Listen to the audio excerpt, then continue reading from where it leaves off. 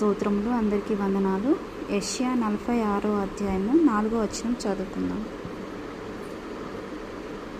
ముదిమి వచ్చి వరకు నిన్ను ఎత్తుకొనివాడను నేనే, తల వెంట్రుకలు నెరయి వరకు నిన్ను ఎత్తుకొనివాడను నేనే. నేను చేసి ఉన్నాను, చంక పెట్టుకొనివాడను నేనే, నిన్ను ఎత్తుకొనుచు రక్షించువాడను నేనే అని ఆయన వాక్యాల ద్వారా మనతో మాట్లాడుచున్నాడు. ఎందుకంటే మనము గర్భంలో ఉన్నప్పుడే ఆయన కనులు మనల్ని చూసినాయి. అంటే మనము గర్భంలో రూపుదిద్దక మునిపే మన దినములన్నీ ఆయనకి తెలుసు. కాబట్టి ముదిమి వచ్చే వరకు ఆయనే మనల్ని కాపాడుతాడంట. మన తల వెంట్రుకలు నరే వరకు ఆయనే మనల్ని కాపాడుతాడు. ఎలాగా? ఎత్తుకొని కాపాడుతాడు.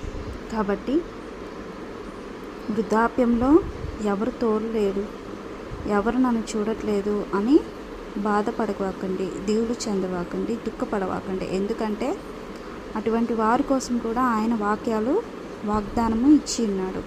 కాబట్టి ముదిమి వచ్చే వరకు నిన్ను ఎత్తుకుంటాడంట. అంటే ఎత్తుకోవడం అంటే ఎవరిని ఎత్తుకుంటామండి? చంటి బిడ్డల్ని, పసిపిల్లల్ని ఎత్తుకుంటారు. అలాగ నిన్ను ఆయన కాపాడుతాడంట. కాబట్టి నీ తల వెంట్రుకలు నరే వరకు ఆయన నిన్ను ఎత్తుకొని కాపాడుతాడు. కాబట్టి ఒక చంటి బిడ్డని తల్లి ఎలా అయితే చూసుకుంటుందో, తల్లి కంటే ఆయన మనల్ని ఇంకా ఎక్కువగా కాపాడుతాడు. ఎందుకంటే తల్లి మర్చినా నేను నిన్ను మరవను అంటున్నాడు. తల్లి అసలు మర్చిపోదు. ఎంత నిద్రలో ఉన్నా, ఎలాగున్నా పిల్లల్ని ఎంతగానో కాపాడుకునిద్ది. అంతకంటే దేవుడు మనల్ని రక్షిస్తాను అని ఆయన వాక్యాల ద్వారా మాట్లాడుతున్నాడు.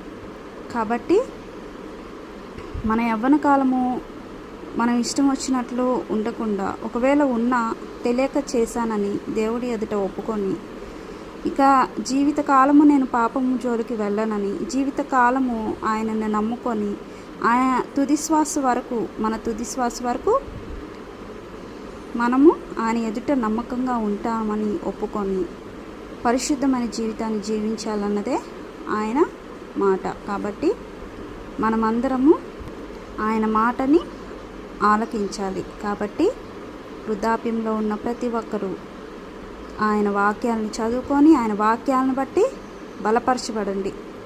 మనుషులు చూడట్లేదని, పుట్టిన బిడ్డలు చూడట్లేదని దుఃఖపడొద్దు. ఎందుకంటే ఆయనే మనకి ఆదరణకర్త, రక్షణ